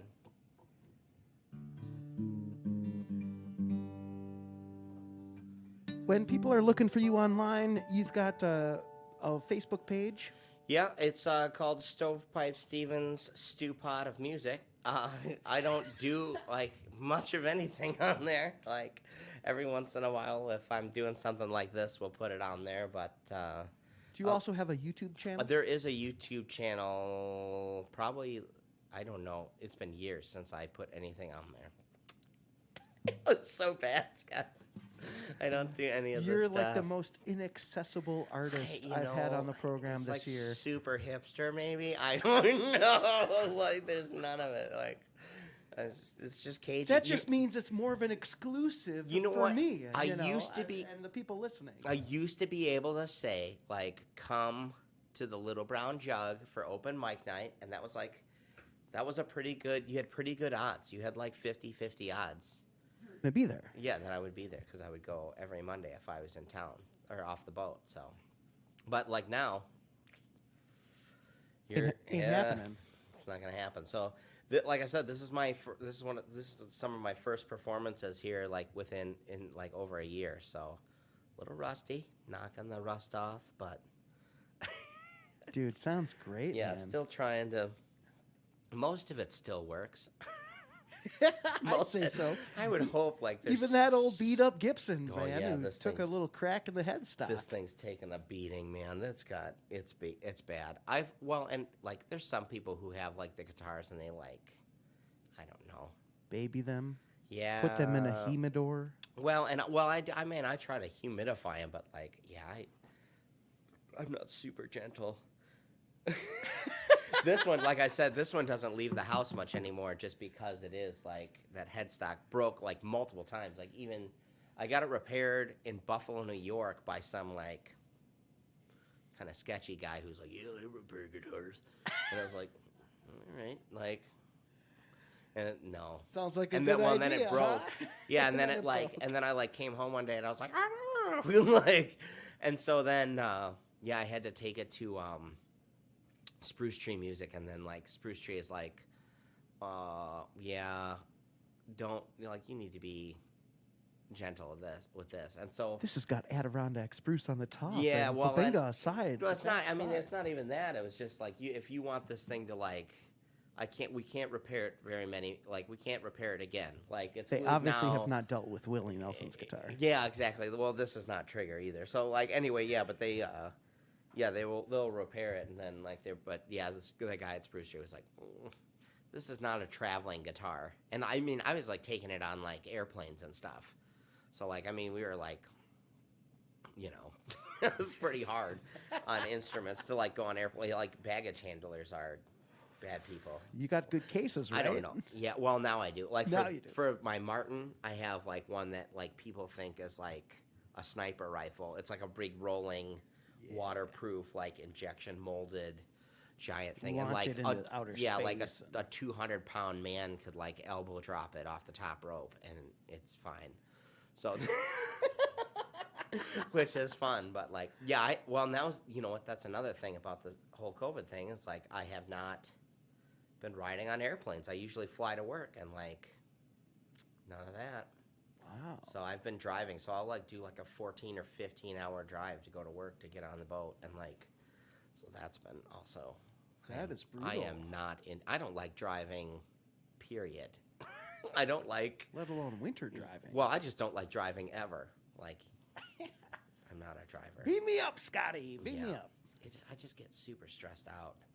I've never liked driving. Even like as a 16-year-old, I was super reluctant to get my license. I was like, Do you think you'd be more satisfied on horseback or in a carriage? no, a canoe. A That is canoe. my. A canoe. That's my number one. Yep. A canoe. I love the canoe. And even in a canoe, I'm a bow paddler. So I don't even steer. Oh wow. Oh wow. Well, all right. I can, but like, yeah, my better half, Carly, she's way better at it. So it's like, you know, I'm not going to get in the way of that. Like, good to know what works. well, you it's know? like if someone is just way better at something than you, like, why would you not let them do that? You know? Yeah, They'd be like, I cook, But like, mean, I'm you going know. to Jacques Pepin's house. Like, you got it, Jacques. Sometimes our ego and our pride gets in the way. Yeah, you know, it's like- that's okay. You know, we Yeah, can it's like- recognize that. Yeah, if I'm going, I'll let you. They can handle it. I'm also one of those people too. Like, if I'm lost, like, I will ask for directions immediately. I'm like, I don't know where I am. Where do I go? Where do I go? No, I have no shame about that. No pride for that. A But gentleman and a scholar. speaking of transportation, Scott, here I'll do a little short mini instrumental since I have this guitar and it's in weird tuning. So we'll All do right. this one is called Riding a Train. Speaking of like ambiguous, weird music titles that have nothing to do with the song, I guess you could, I don't know, try to picture a train while you're listening. We'll see. Choo choo.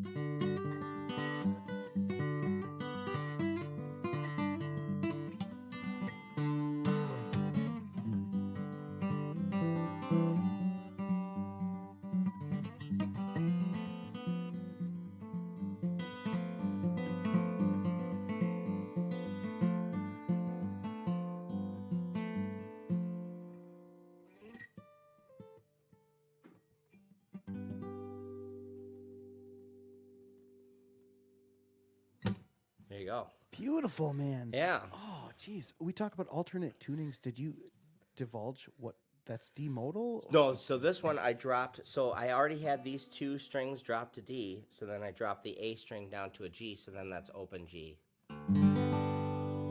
So Nice. that's kind of, That's you know what? super It's funny cool. because like while I'm testing the tuning, that's kind of my all aboard.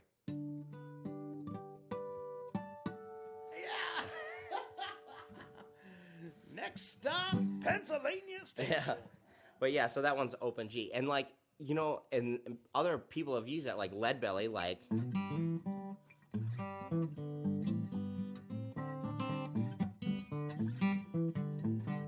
Like, that's an old, like, Lead Belly song. So, like, yeah, like, people have used open tunings forever, so. It's pretty neat. I've always liked it. Like, I never knew they existed. And someone's like, hey, check this out once. And I was like, I think it was like maybe even the first time I heard like a Leo Kottke song. I was like, what? Like, how's that even possible? So I was like, oh, he uses this tuning. I was like, oh, like it was very like eye opening, like because yeah, you can do quite a bit with open tuning stuff. And I like like open D, open G. You know, I'll drop a C. into other stuff, but yeah, I get way into different tunings and stuff, especially when you're finger picking, because then you have like a different bass note. And open tuning is handy for your, because then you have your you can do whatever you want with your thumb, and you're always landing on something that sounds good. So that's pretty nice. Do you incorporate finger picks as well, ever, or just? I have tried them unsuccessfully, and then now I try to maintain like a picking thumbnail. Like the fingers, they're hopeless. I do too much stuff, and it wears them down. And I try to like maintain a thumbnail that I can. But like a lot of times, I like get thumpier stuff from like my thumb, where like, but like when I'm like doing individual notes with my thumb, then I use my nail. But like this also, like, I don't know, I do a lot of like building and woodworking and stuff, so it gets maimed, and then I don't have a picking nail for 4 months or whatever, however long it takes to grow it back. But yeah, all of my other fingernails are pretty short. But like, I also like oddly like don't use my pointer finger as much. Like this one just kind of floats a lot of the time, and I use like these other 3 fingers, which I don't think is also correct. But it's like In terms of like technique. Yeah, I think you're supposed to actually like, you know, if you were a classical guitar player, you'd probably do this. And like I do like whack the strings with that, or every once in a while it picks up a note. But like a lot of the times, this guy's just like, I don't know, he's just hanging out. Yeah, just you know, just waiting.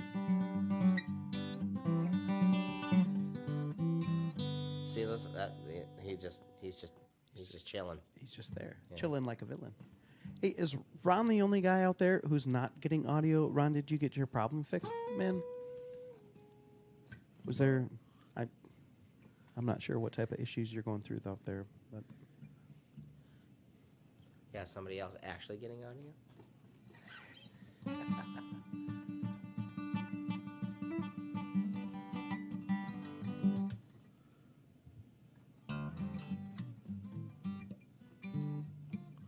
so far I think everything's been okay after. Yeah, Anthony's out there. Anthony's got some good sound. He's saying, "Rock on, man, Stovepipe, yeah, rock Love and roll." Anthony. Love that instrumental tune that you did. Thought it Anthony was one gorgeous. of the first live music acts I ever saw in Rhinelander. He was playing at Pat's Tavern, and we were randomly like, he was playing out in the beer garden at Pat's Tavern, and we're like, who is this guy? Like, he's like, any requests? And of course, like, I had to be like, you know, because it's like, let's see what this guy can do. And I was like, What'd you ask? I think for? I asked him to play like, hey, can you play like Chico Marx or something like that? Like, or like, can you play St. James Infirmary? Something ridiculous. But I think I asked him to play like Chico Marx style, and he did it. And I was like, this guy's legit. Like, this guy's legit. Like, he even was doing like the Chico finger gun high notes, like ding, ding. And I was like, he knows. Oh, He knows. And so I was, yeah. Did It you was- have? That was bad. I mean, that was probably 8 years ago, maybe. I don't even know how many years ago. But yeah, Anthony was one of the first music acts I think I ever saw in Rhinelander when I moved here. That's incredible, man. Yeah. Did you get a chance to get your hands on his release, Elephant in the Room? No, I have not. So I gotta. Yeah. I got one for you. I got one. Anthony was gracious enough to give me about 10 copies to Sweet. share with important people along the way and whatnot. And yeah, I definitely got one. I you know, you're gonna have like one of just a couple because I've been really trying to be selective. Way into it.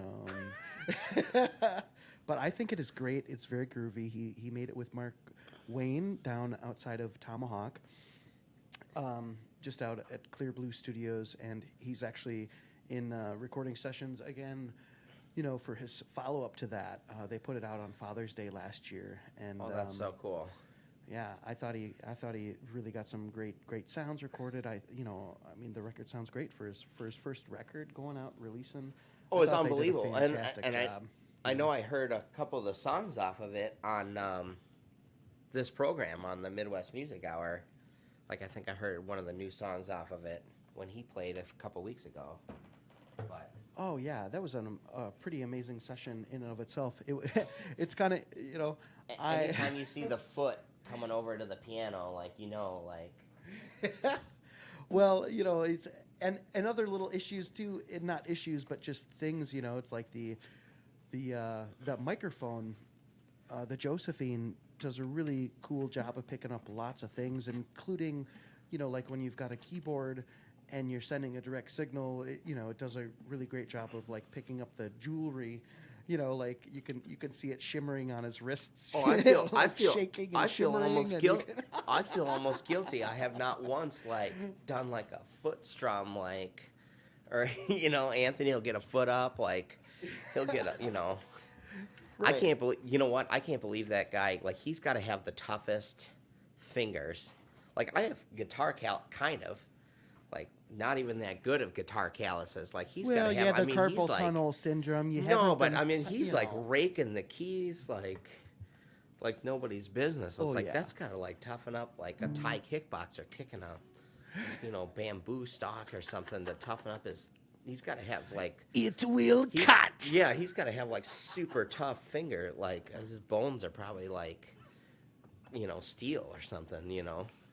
Well, I'm sure that he's probably earned his way through a couple of, what do they call them, manicures, pedicures type things or whatever. Yeah. You know, that'd be legit. What? Yeah, the manicure lady's probably like, what happened here? What do you do to your hands? What do you do? Be nice to them.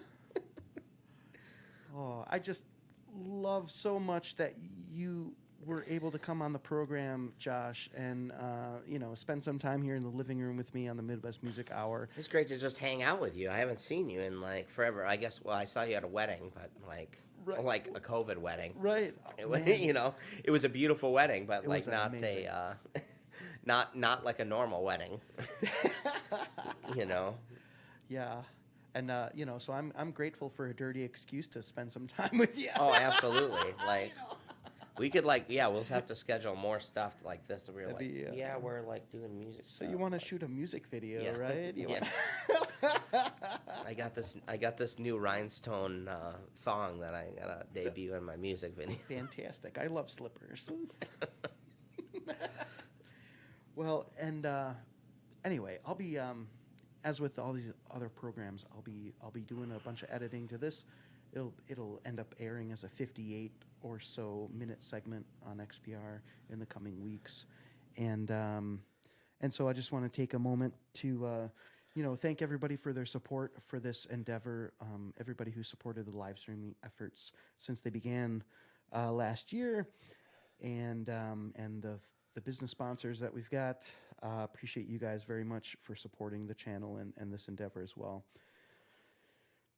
If you'd like to keep up to date with Josh, as we mentioned earlier, he's got a Facebook page, the Stovepipe Stephens Stew Pot of Music.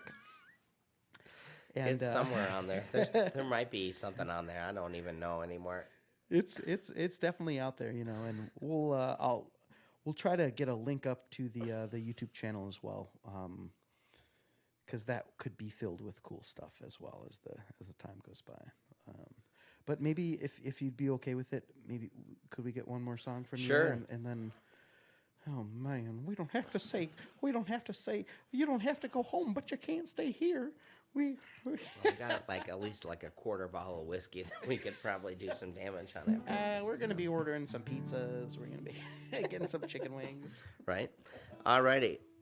Let's see here. Oh, here's this. We'll do this song. I really like this song.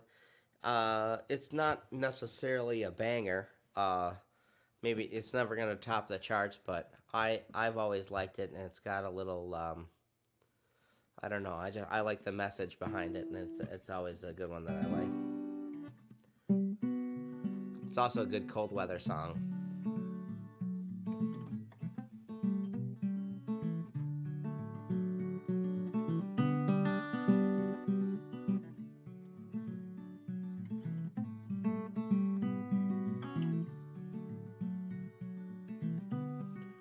ground is frozen. Grave digger must wait. I died on the 2nd, but I won't be buried until the 8th.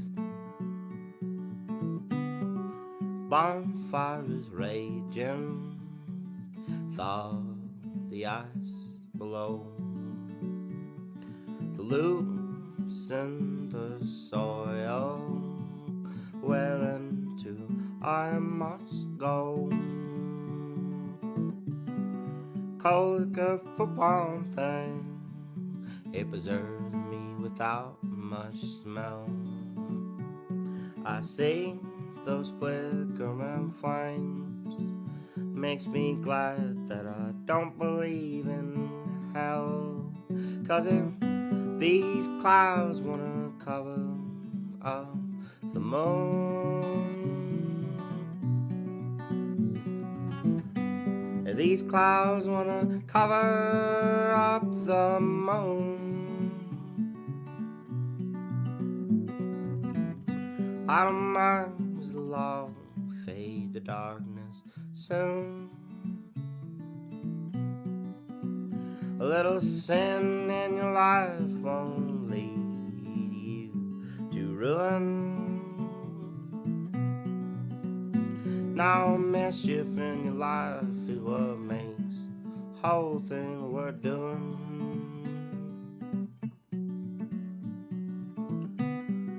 Live the life that I wanted to, and then I died my own terms. Full of piss, vinegar and whiskey, I was well marinated for the worms. Though I can never find the faithful, believing gods that are not real, I'll be the first one to share my bottle, or to cook a hungry man a meal. Folks might say that I'm dirty, like say that I'm obscene, but you could never say that I was unfriendly, or say that my spirit was mean. So if these clouds wanna cover up the moon, if these clouds wanna cover up the moon, our minds will all fade to darkness soon. Listen, in your life won't lead you to ruin.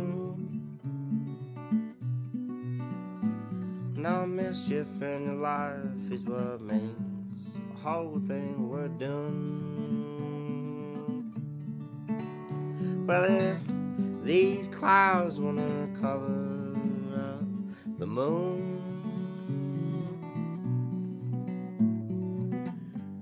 these clouds wanna cover up the moon, our minds will all fade to darkness soon. Listen, in your life won't lead you to ruin. No mischief in your life is what makes the whole thing worth doing.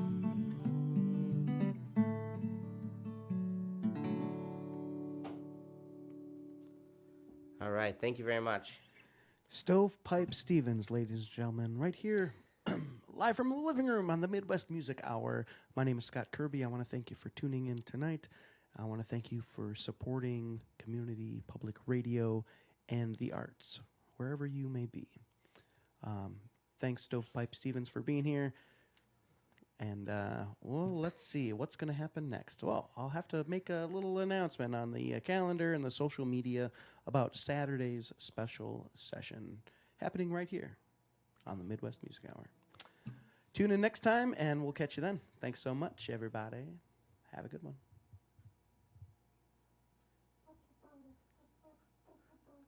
where you kill time and then, you know, make pretend like you got stuff that you're going to put up, and then people see it and they're like, oh my gosh, this is so cool.